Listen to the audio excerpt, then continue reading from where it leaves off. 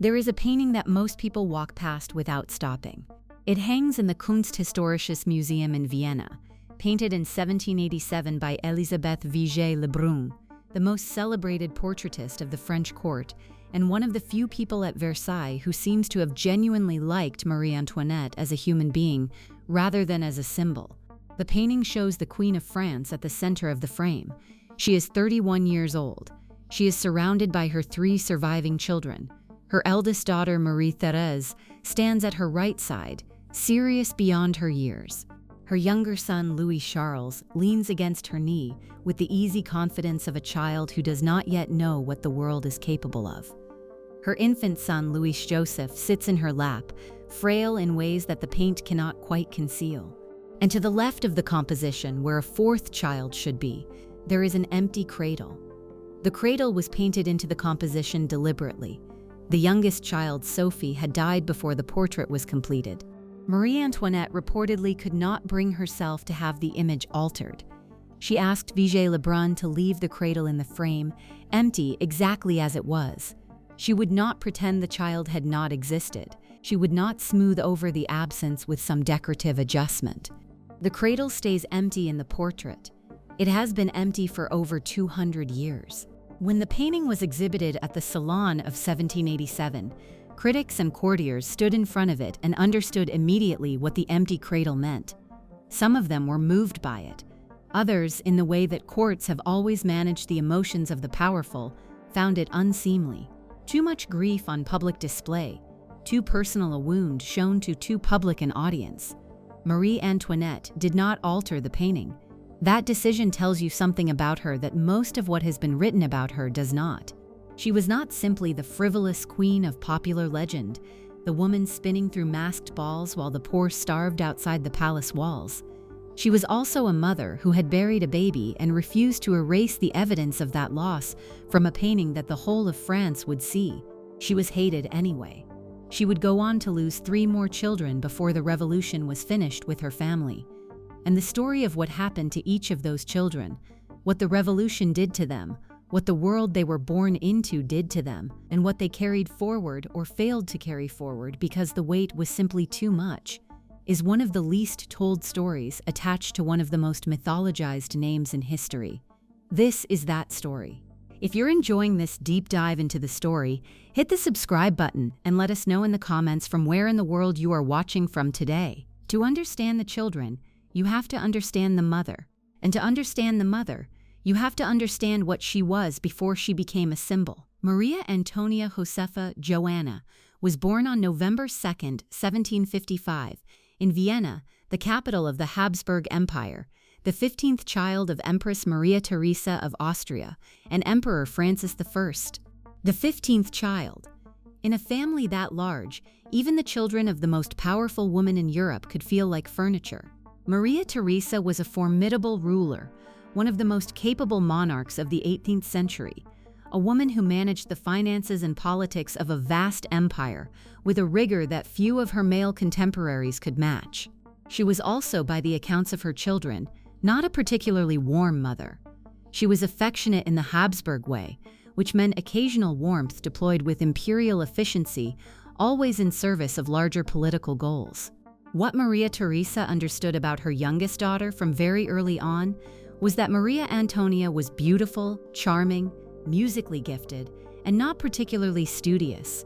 She had a quality that is very difficult to teach and very difficult to fake, which is the ability to make people feel, in the moment of her attention, that they are entirely seen. She walked into rooms the way some people do, as if the room had been waiting for her. She laughed easily. She danced beautifully. She was, in the assessment of nearly everyone who encountered her, completely and effortlessly enchanting. She was also a diplomatic asset of the First Order, and her mother knew it. The Habsburg court had spent the better part of 2 centuries in various configurations of conflict and alliance with France, and in the 1750s, a new treaty had brought the 2 powers into formal alignment. The alliance needed to be cemented. Alliances of that era were cemented through marriages, and France's future king, the young Louis Auguste, grandson of Louis XV, needed a wife. Maria Antonia was 10 years old when the negotiations began in earnest. She was 13 when they were formally concluded. She was 14 years old when she was dressed in a white gown in Vienna, led through a ceremony of farewell that lasted several hours, crossed the border into France in a woodland pavilion on a small island in the Rhine, where she was required by protocol to remove every Austrian garment she had worn, surrender every Austrian attendant who had accompanied her, and emerge on the French side of the border dressed entirely in French clothes, surrounded entirely by French strangers, with nothing from her previous life permitted to cross with her. Not her clothes, not her dog, not her Austrian ladies. She crossed into France at 14 years old, entirely alone in the way that matters, and she never went home again. She arrived at Versailles to find a court that had already decided who she was before she opened her mouth. She was the Austrian, l'Autrichienne, a foreign import, a diplomatic arrangement dressed in silk, useful for producing heirs and otherwise expected to ornament the palace without becoming inconvenient. The French court's relationship with Marie Antoinette, they renamed her immediately, dropping the German Maria Antonia for the French Marie Antoinette, as if the name change completed the erasure of whatever she had been before, was never one of genuine welcome. It was a relationship of surveillance and performance and the particular cruelty of a closed system watching an outsider try to learn its rules. She made mistakes. Of course she made mistakes. She was 14, and the rules of Versailles were Baroque in the literal sense of the word, so elaborate and so invested in their own elaborateness that even people who had been raised inside them sometimes got them wrong. There was a ritual for waking the queen in the morning that involved a hierarchy of ladies whose rank determined who handed the queen her chemise, and if a lady of higher rank arrived while the process was underway, the chemise had to be passed up the chain to the appropriate hands before it could be given to the queen. Marie Antoinette, young and physically chilly and not yet fully trained in the performance of indifference, once laughed at the absurdity of standing shivering while her shift traveled through 3 pairs of aristocratic hands. The court noted it, recorded it, and used it as evidence of her unsuitability for the role she had been sent to fill. She was not perfect. She was not always wise. She spent money that she should not have spent on gowns and jewels and the elaborate theatrical productions at the Petit Trianon that gave her something that felt, temporarily, like freedom from a palace that was as much a prison as the tower she would eventually be moved to. She had favorites, and the favoritism created enemies, as it always does in enclosed systems where proximity to power is the primary currency. She gambled. She attended the masked balls at the Paris Opera in the early years of her marriage, with a freedom that the court found shocking. She was young, and she was bored, and she was lonely in the particular way that people are lonely when they are surrounded by people who are performing attention rather than giving it. But she was also trying. The historical record, examined carefully rather than through the lens of the caricature the revolution needed her to be, shows a woman who was working to understand her role, who wrote regularly to her mother seeking advice, who formed genuine attachments and maintained them with loyalty, and who was, in whatever private space existed inside the performance of queenship, genuinely afraid of failing. She had good reason to be afraid. The most pressing of her failures, in the eyes of the court and the country and her own mother, was the one she could not control and could not explain. She did not produce an heir. Louis XVI and Marie Antoinette married in May 1770. Marie Thérèse, their first child, was not born until December 1778. 8 years. For 8 years the marriage produced nothing, and the court speculated and the pamphleteers wrote, and Louis XV died, and Louis XVI became king, and Marie Antoinette became queen, and the Austrian alliance that had brought her to France seemed increasingly tenuous without the biological evidence that it had been consummated. What was actually happening during those 8 years has been debated by historians for generations. The most widely accepted explanation is that Louis XVI had a physical condition that made intercourse either impossible or extremely painful, and that a minor surgical procedure, performed sometime around 1777, resolved it. Marie Antoinette, who had to endure 8 years of being blamed for the marriage's failure to produce children, while the actual situation was not one she had created and was not one she could discuss publicly, bore the humiliation with what grace she could manage. She had no choice. Marie Thérèse was born in December 1778, and the birth itself was nearly a catastrophe.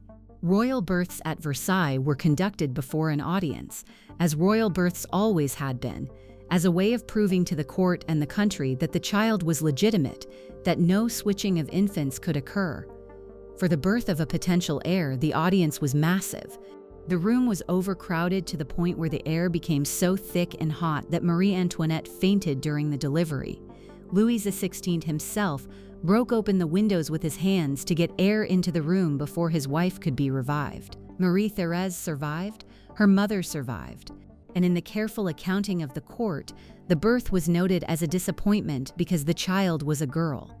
France needed a Dauphin, and a daughter did not fill that need. Marie Antoinette had 7 children, if you count carefully, or 4 depending on how you count, 4 who lived long enough to be held, 1 more than that if you count the miscarriage she suffered in 1779. And then, eventually, in the years that followed, Louis Joseph, Louis Charles, and Sophie. 4 children, 1 empty cradle, and a revolution waiting just outside the gates of Versailles, gathering itself. SOPC, the one who barely got to begin. Sophie Hélène Béatrice was born on July 9, 1786.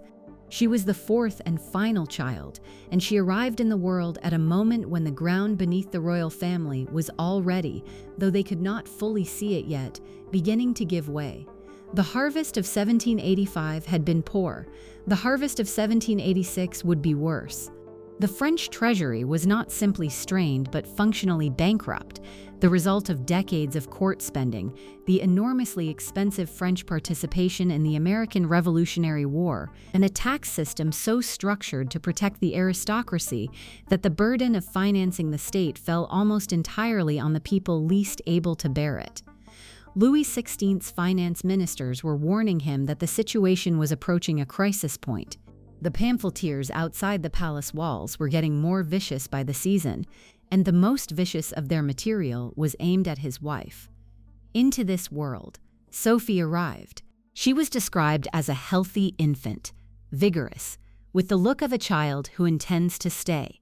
Marie Antoinette was 30 years old, experienced now in motherhood in ways she had not been with Marie Thérèse, more confident in the handling of an infant if not always in the navigation of the court that surrounded the act of mothering at every turn. The family seemed, in the brief window of Sophie's life, to be in one of its quieter periods. There was still the relentless pressure of the court, still the political anxieties and the financial crisis and the pamphleteers and the enemies, but there was also a baby, and the particular way that a baby has of making the rest of the world temporarily recede. Sophie's illness came quickly. Convulsions, in the medical language of the 18th century, which covers a range of conditions that modern medicine would distinguish carefully, but that the physicians of the time had very limited ability to address. She deteriorated rapidly. Marie Antoinette was present through the illness in the way she was present through all of her children's difficulties, close, attentive, and ultimately powerless. Sophie Hélène Béatrice died on June 19, 1787. She was 11 months and 10 days old. The entry in the royal records is brief. The historical accounts of the period give it very little space. The pamphleteers, who had found in Marie Antoinette an inexhaustible subject for satire and malice, did not particularly pause. The machinery of mockery kept turning. Marie Antoinette wrote about Sophie's death in a letter to her mother, the Empress Maria Theresa. She wrote that she had lost a child, that the grief was heavy, and that she was trying to conduct herself as she should. The letter is restrained in the way that letters from that era between women of that station were required to be restrained. But beneath the restraint, if you read it knowing what you know, you can hear a mother trying to hold herself together long enough to put words on a page. Vigée Lebrun was working on the family portrait at the time of Sophie's death. The cradle had been painted in, Sophie's place in the family immortalized on canvas, and then the living child it represented was gone. Marie Antoinette asked that the cradle remain in the finished painting, empty, permanent, a record that a child had existed and that her existence mattered even if she had not survived long enough for history to notice her.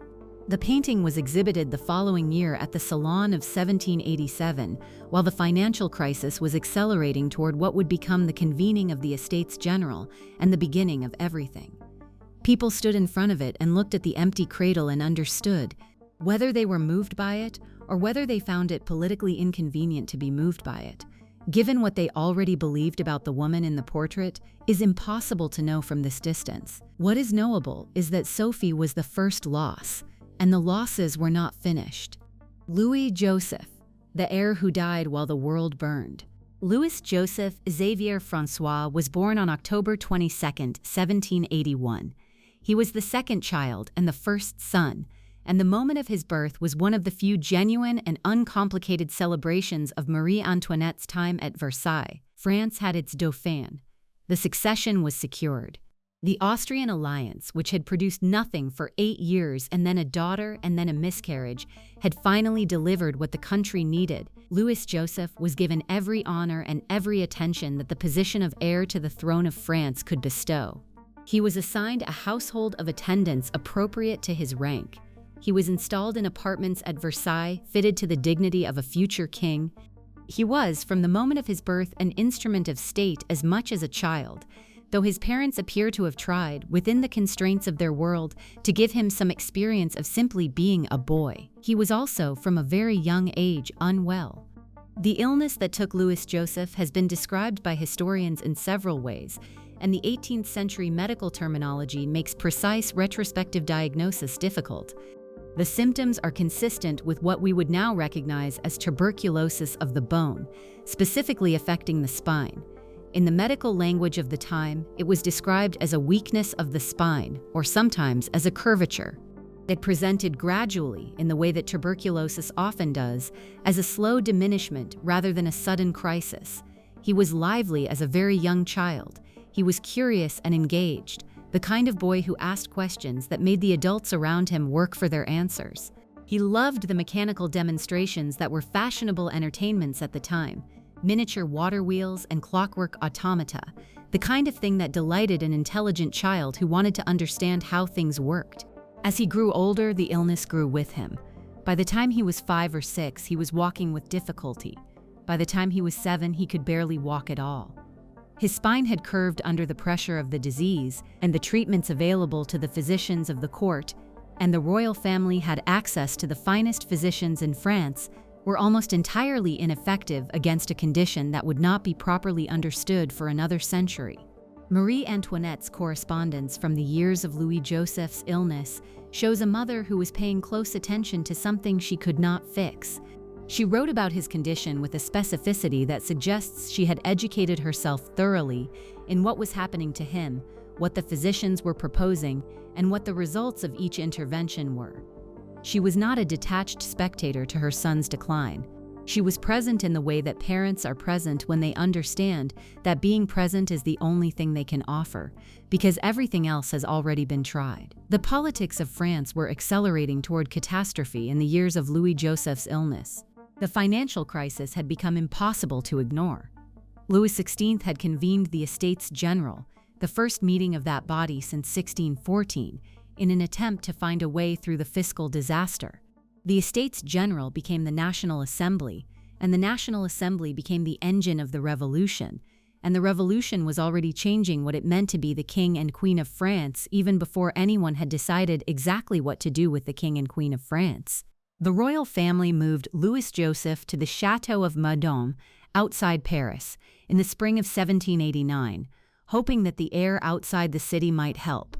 It was a recognized treatment for tuberculosis at the time, the relocation to cleaner air, and it was not entirely without basis.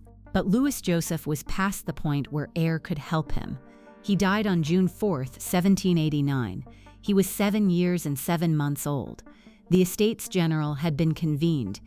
The tennis court oath, the moment at which the Third Estate declared itself a national assembly and refused to be dismissed, had occurred just 3 weeks earlier.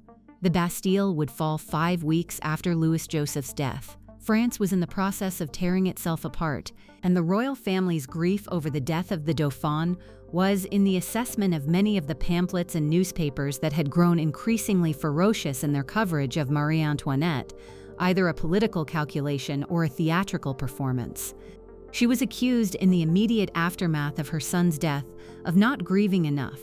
She was accused of grieving too visibly in a way that was designed to manipulate sympathy. She was accused of using the child's death as a distraction from the political crisis. She was accused, by those committed to thinking the worst of her, of essentially everything. What she actually was, in those weeks after June 4, 1789, was a mother who had just buried her second child and who was living in a palace that was beginning to feel like a trap. She was 33 years old. She had buried Sophie at 11 months and Louis-Joseph at 7 years. She had 2 surviving children, a daughter of 10 and a son of 4.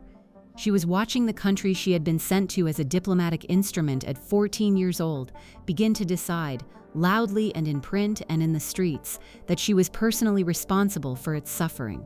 The historical record does not give us a clean window into what Marie Antoinette felt in the weeks after Louis-Joseph's death.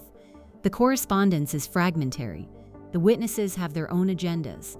But the portrait with the empty cradle already tells us something about what kind of grief she was capable of and how she chose to carry it. She did not erase, she did not pretend, she did not smooth the evidence of loss into something more decorative. She buried her son. She named her younger son Louis Charles, the new Dauphin, and she kept going because there was no alternative, and because the alternative would become available in 4 years whether she wanted it or not. The revolution comes for the family. On the night of October 5th and 6th, 1789, a crowd of Parisian women, several thousand of them, marched from Paris to Versailles in the rain. They had begun gathering at the markets of Paris that morning, driven by hunger and fury and the particular desperation that comes from watching your children go without bread while the government debates the fine points of constitutional theory. They were armed with pikes and kitchen knives and whatever else came to hand. By the time they reached Versailles, they had been joined by the National Guard and by men who had decided that the march required their participation. They demanded bread. They demanded that the king come to Paris, where the National Assembly could keep an eye on him. They demanded that the royal family stop being remote, stop being insulated, stop being the distant machinery of a system that was grinding the poor into dust. What happened in the hours before dawn on October 6th is one of the most contested sequences of events in a period full of contested sequences of events. A group of marchers broke into the palace. There was shouting and confusion, and the sound of things breaking, and the particular terror of a royal household suddenly aware that the walls it had relied on were not going to hold. The royal bodyguards were overwhelmed. 2 of them were killed. Their heads were placed on pikes and carried through the crowd. Marie Antoinette was in her bedroom when the shouting began. She escaped through a secret passage into the king's apartments with seconds to spare. The crowd, when they reached her room, reportedly stabbed her bed in the places where she had been lying. The royal family was brought to Paris the following day, surrounded by the crowd, in a procession that took hours and covered the roughly 12 miles between Versailles and the city in an atmosphere that was simultaneously a celebration, a display of power, and a barely contained threat. The royal carriage moved slowly through crowds that pressed against the windows. People carried bread on pikes alongside the severed heads of the guardsmen. Some accounts describe members of the crowd pressing their faces to the glass and making the kind of gestures that have no diplomatic translation. Marie Antoinette sat in the carriage with her children. Louis Charles was 4 years old. Marie Thérèse was 10. They watched their mother's face for cues about how frightened to be, the way children always do, and Marie Antoinette gave them the face that queens are trained to give, composed and still, whatever it cost her to produce it. They were installed in the Tuileries Palace in Paris. The Tuileries had not been a royal residence in years. It was cold, partially unfurnished, and felt nothing like Versailles. Louis Charles is reported to have said on arrival that everything was very ugly here. An attendant corrected him, "You must not say that, Louis." His mother added quietly that he was right, that it was not beautiful here, but that kings had lived in it, and that they would be comfortable. She was doing what mothers do in impossible situations. She was managing the children's fear by managing her own presentation of the situation. She was making Versailles sound like a choice they had made rather than a world they had lost. She was lying, in the way that loving parents lie, out of the conviction that children should be protected from the full weight of what adults have done to each other. The family lived in the Tuileries for nearly 3 years. They were not imprisoned in any formal sense, but they were watched, and the watching was not subtle, and the world outside the palace walls was changing with a speed that made every day feel like the ground shifting underfoot. In June 1791, the family attempted to flee. This is the episode known as the Flight to Varennes, and it is one of the most consequential failures in the history of the Revolution. The plan was to reach the border under cover of night, disguised as ordinary travelers, and to cross into the territory of Marie Antoinette's Habsburg relatives, where they would be safe and from where Louis XVI might be able to negotiate some restoration of his authority. The plan required secrecy and speed and a certain amount of luck. It had none of these things. The royal family was recognized at Varennes, a small town near the border, by a postmaster named Jean-Baptiste Drouot, who had seen the king's face on a coin. They were stopped, surrounded, and returned to Paris over the course of several days, in a carriage that passed through crowds that had been told what was happening and that lined the roads in silence, hats on heads in deliberate refusal of the traditional gesture of respect to the royal family. The silence was more frightening than the shouting. Louis Charles, 6 years old, sat in the carriage and watched the silent crowds pass and understood, in whatever way a 6-year-old understands things, that something permanent had changed. The flight to Varennes destroyed whatever remained of public sympathy for the royal family. Louis XVI had sworn an oath to the Constitution. He had then tried to flee. The conclusion that most of France drew was not complicated. The king had lied. The question of what to do with a king who had lied was one the revolution would spend the next year and a half answering. The answer it eventually produced was the guillotine. But before that, there was the storming of the Tuileries. On August 10, 1792, the palace was attacked by an armed crowd.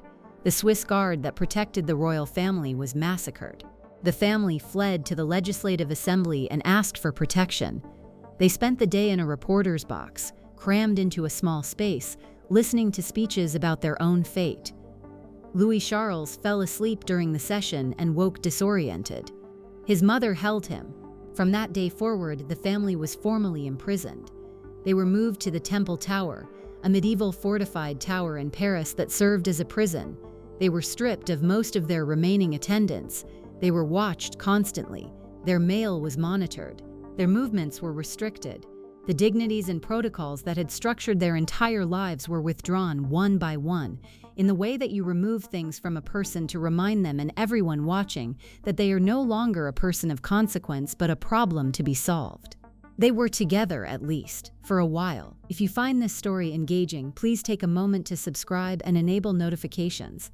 It helps us continue producing in-depth content like this.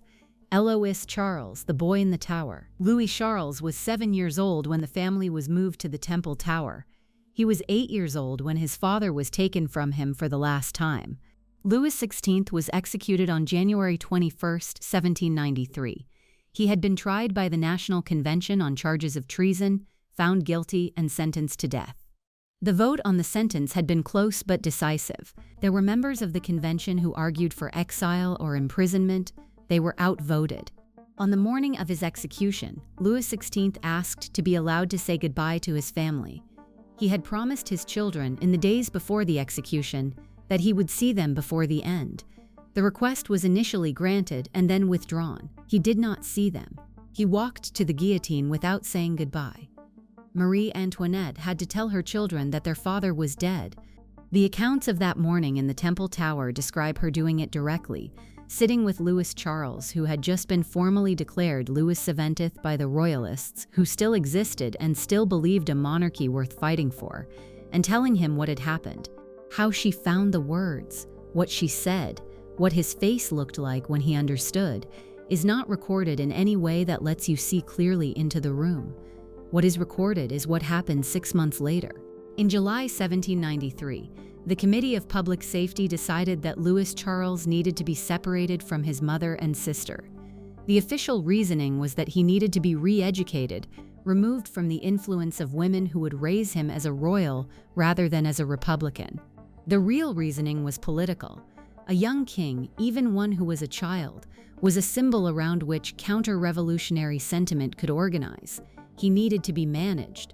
He was taken from Marie Antoinette's arms in the night. The accounts of the separation describe Marie Antoinette holding her son and refusing to release him for some time.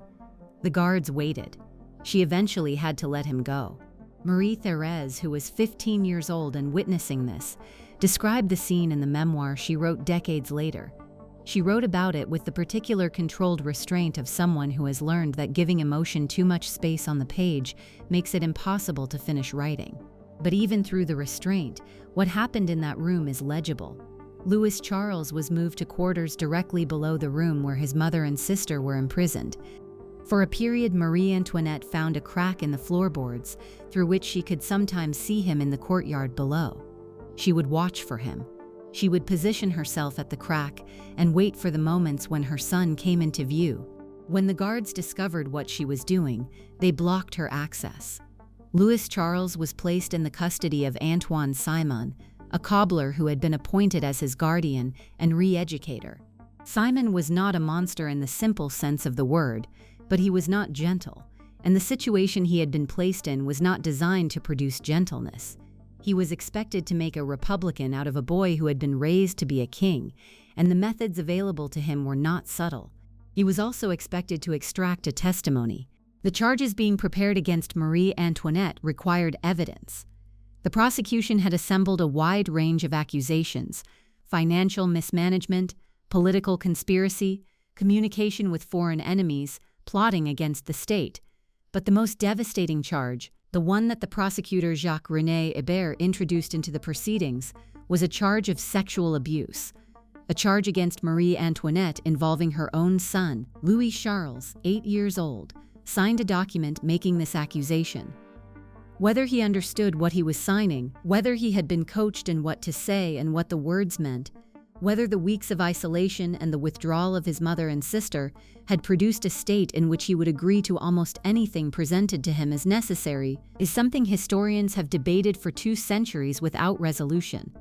The revolutionary tribunals were not designed to produce the kind of evidence that withstands cross-examination across 200 years. What is not debated is what happened at the trial.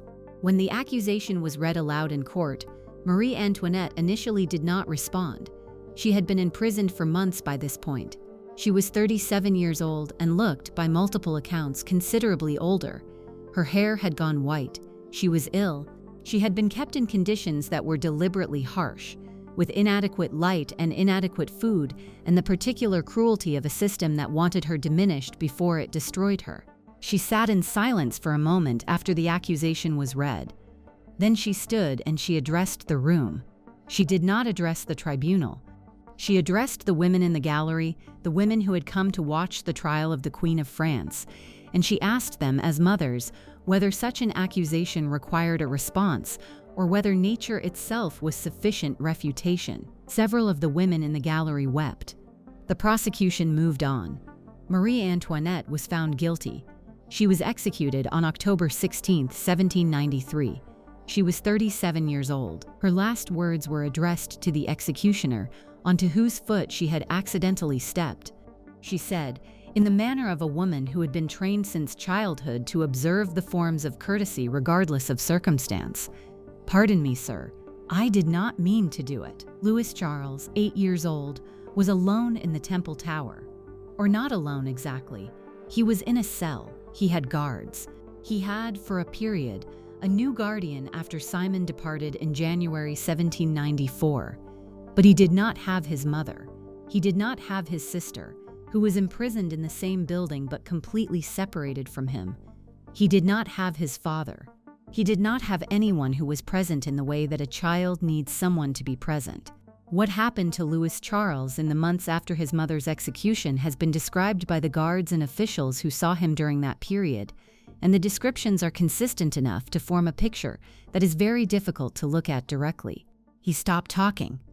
Not all at once, but gradually, the way children who have been placed beyond the reach of human connection sometimes do.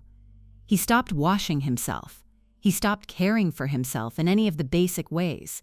He was found by inspectors who were sent to check on him in conditions that they apparently found shocking enough to report. A child alone in a dark cell, surrounded by filth, making no attempt to communicate with anyone who came to him. He was 8 years old, then 9, then 10. He had tuberculosis, the same disease that had taken his brother Louis Joseph. The disease progressed through the months of isolation. He developed skin eruptions. His joints swelled. He could not walk without assistance. He had not been outside in over a year. Efforts were made in the final months to improve his situation. New attendants were appointed. His conditions were somewhat improved. There is historical debate about whether this represented genuine concern for the child's welfare or belated recognition that dying under these conditions was going to be a political embarrassment. The answer is probably some of both. Louis Charles died on June 8, 1795. He was 10 years and 2 months old. He had been imprisoned for approximately 3 years. He had spent the last 18 months or so in effective solitary confinement. He had not seen his sister since the night he was taken from his mother. He died in a room in the Temple Tower, in conditions that the attending physician Pierre-Joseph de Salle described as worse than he had expected. A physician named Philippe Jean Pelletan performed the autopsy, and he did something that was not unusual for the time, but that became, over the following 2 centuries, one of the more extraordinary pieces of historical detective work attached to any royal death. He removed the heart. The practice of preserving the hearts of significant individuals was well established in European aristocratic and royal culture. It was a relic practice in the religious sense, the preserved organ as sacred object, and it was also a form of commemoration, a way of asserting that the person had mattered enough to be partially saved from the dissolution of death. Pelletan preserved the heart and took it home. His son later stole it. It passed through various hands, through various countries, through the chaos of the Napoleonic Wars and the Restoration and the revolutions of 1830 and 1848, and the establishment of the Third Republic and 2 world wars. It ended up in the Habsburg family archives in Austria. In the year 2000, a team of geneticists tested DNA from the preserved heart against DNA from living maternal line descendants of Marie Antoinette. The match was positive. The heart in the jar was the heart of Marie Antoinette's son. The child in the tower had been who the historical record said he was. The pretenders, the men who had spent decades across the 19th century claiming to be the lost king of France, who had been secretly smuggled out of the Temple Tower and replaced with a dying child, were all definitively lying. Or perhaps some of them believed what they said. But the DNA does not negotiate. Louis Charles died in the Temple Tower, alone, at 10 years old, of tuberculosis, and the consequences of conditions that no child should have been placed in by any government in any era. And his sister, in the room above, did not know for weeks whether he was alive or dead. Marie Thérèse, the one who survived everything. Marie Thérèse Charlotte was born on December 19, 1778. She was the first child, the daughter that the court had received as a disappointment because she was not a son, the girl who had grown up in Versailles watching her mother be savaged by a court and a country that had never fully accepted either of them. She was 10 years old when the revolution began. She was 10 years old when the women of Paris marched to Versailles and the family was taken to the Tuileries. She was 12 when the Tuileries was stormed and the family was moved to the Temple Tower. She was 13 when her father was executed. She was 14 when her brother was taken from her. She was 14 when her mother was taken from her, and then she was alone. She spent 3 years in the Temple Tower after her mother's execution. Not in solitary confinement in the way her brother had been held, but isolated, with 1 or 2 attendants, with very little information about what was happening outside the walls, with no knowledge for long stretches of time about whether her brother in the room below was alive. She read, she prayed, she embroidered. She kept a journal which was later confiscated, and which exists now only in fragments and in what she later reconstructed from memory. She conducted herself with a composure that impressed even the guards who were assigned to watch her, and composure under those circumstances is not a small thing. It is the kind of composure that costs something in the achieving and leaves marks in the achieving. She found out that her brother had died the way prisoners in the Temple Tower found things out, through rumor and overheard conversation and the particular quality of the silence that follows a death. She learned it not from an official notification, but from fragments. She was 17 years old on December 19, 1795, and on that day, the anniversary of her birth, the French Republic made a decision. They would release her. The Directory, the government that had replaced the more radical revolutionary tribunals, had decided that a living princess in a tower was more of a liability than a released one. She could be exchanged for French prisoners of war held by Austria. She could be gotten rid of diplomatically rather than by the methods that had disposed of the rest of her family. She was bartered. The word the historical records use is exchanged, which is the diplomatic way of saying bartered. She was traded for prisoners of war, as if she were a commodity, which in the accounting of the Republic she was. She was taken to the border and handed over to representatives of the Habsburg court, still a teenager, still wearing the mourning dress she had put on when her father died and had not taken off since. She arrived in Vienna as a stranger. She had not been in Austria since she was a year old. She did not know the court. She did not know the relatives who received her. The city was not her home in any sense that she could feel or recognize. She had been French for her entire conscious life, and France had killed everyone she loved. She was celebrated as a survivor. She was treated as a symbol, as royalists across Europe needed her to be, of the possibility of restoration, of the persistence of the legitimate royal line. She was, to the people who had opposed the revolution and everything it had done, proof that something had endured. She did not feel like proof of anything.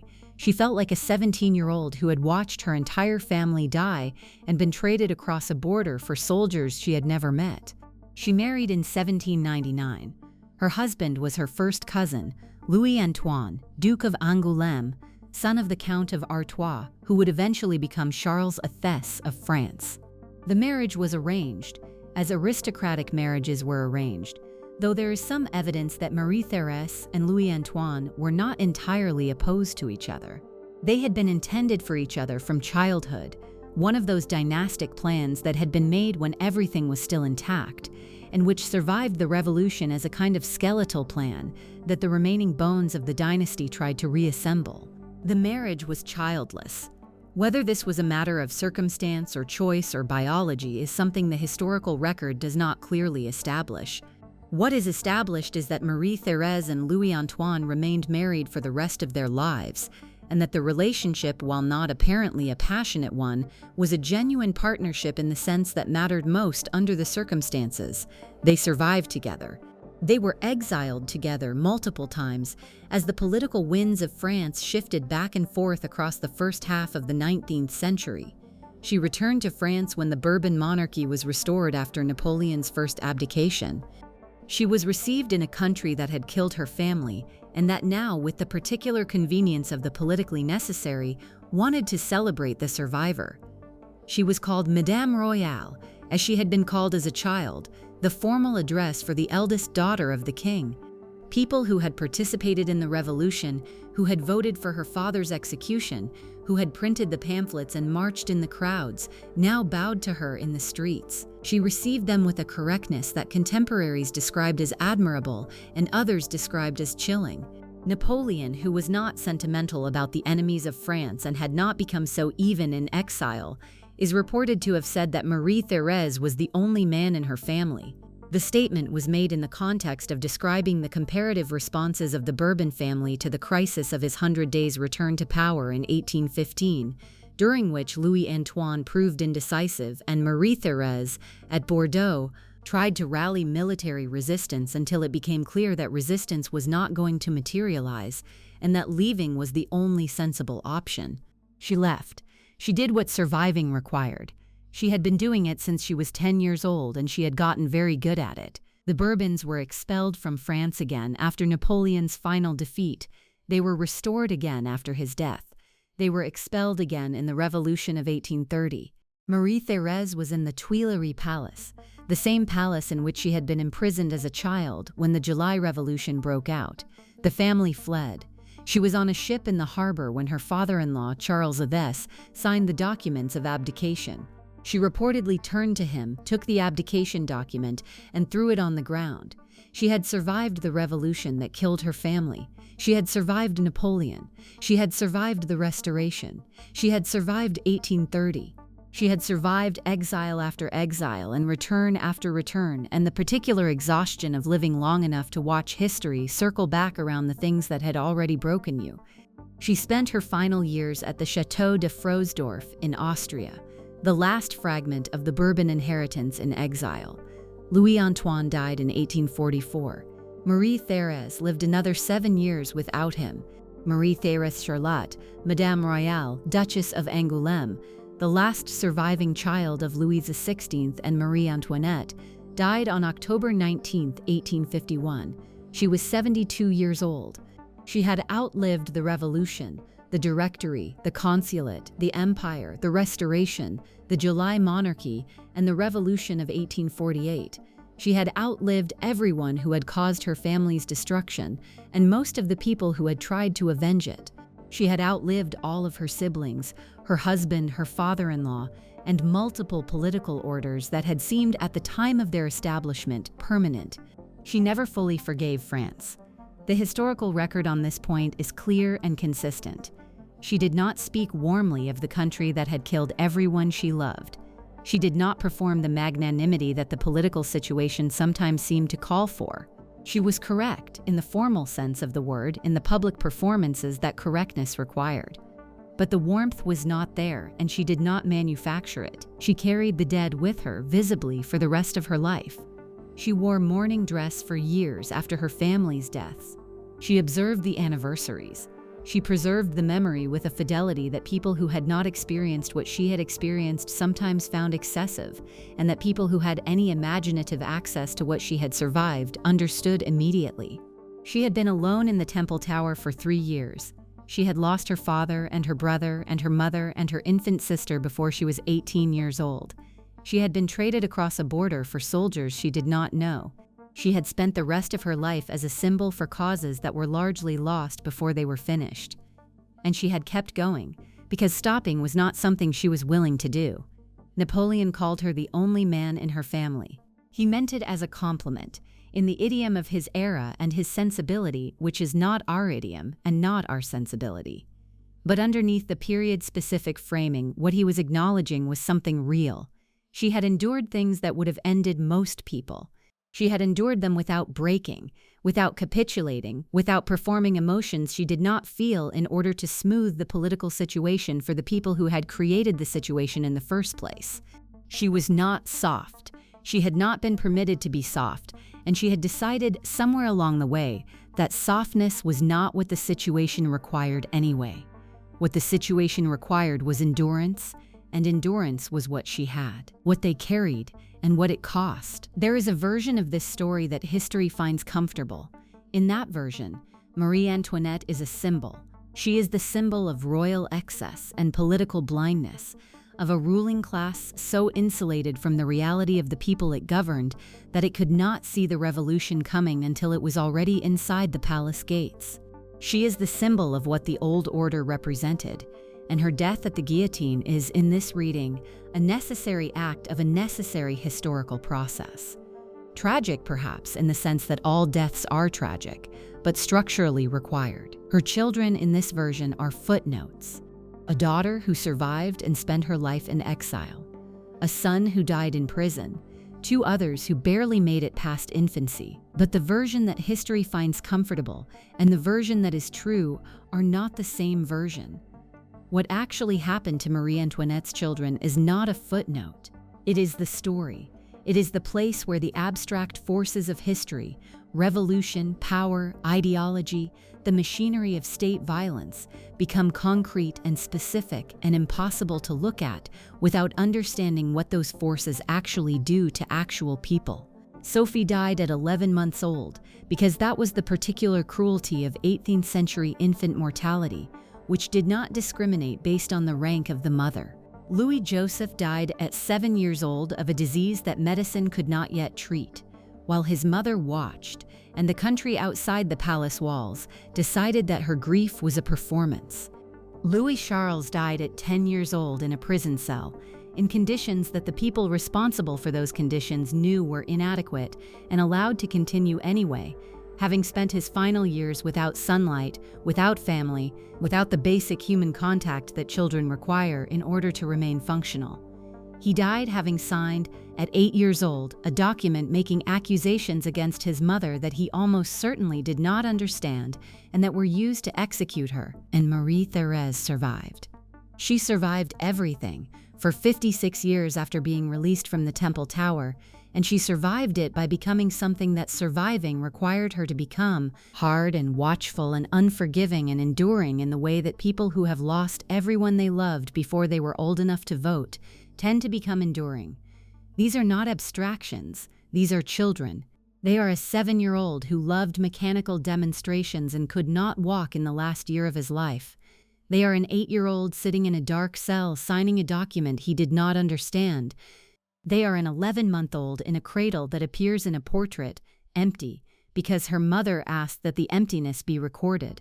They are a 17-year-old standing at the border of a country that had killed her family, being handed over in exchange for soldiers she had never met, wearing mourning clothes she had put on when her father died and never taken off. The revolution that produced the Declaration of the Rights of Man and the Citizen, that broke the power of an aristocratic system that had ground the poor into dust for centuries, that produced ideas about liberty and equality and the sovereignty of the people that reshaped the political history of the following 2 centuries. That revolution also imprisoned a 10-year-old boy in a dark cell until he stopped speaking and then died there. Both things are true simultaneously. History contains both things, always, and the discomfort of containing both things at once is the beginning of taking it seriously. The portrait with the empty cradle still hangs in Vienna. If you go to the Kunsthistorisches Museum and find it, what you see is a woman in silk surrounded by children, composed for the official record, one hand extended toward the empty cradle in a gesture that is either a presentation or a farewell. You see a mother who understood, when she commissioned this painting and when she refused to alter it, that the evidence of loss is also a form of testimony. She was hated. She was misunderstood. She was, in many ways, a product of a system that deserved to fail and that she was not equipped to save. She made mistakes that cost her. She was also a 14-year-old girl sent across a border in clothes she had not chosen, into a world she had not made, and she tried imperfectly, inconsistently, in the ways that human beings try things, to love the children that world gave her. 4 children, 1 empty cradle, a portrait that has been hanging on a museum wall for 2 centuries, with the record of loss still visible in the composition, exactly where she asked the painter to leave it. She was not the only man in her family.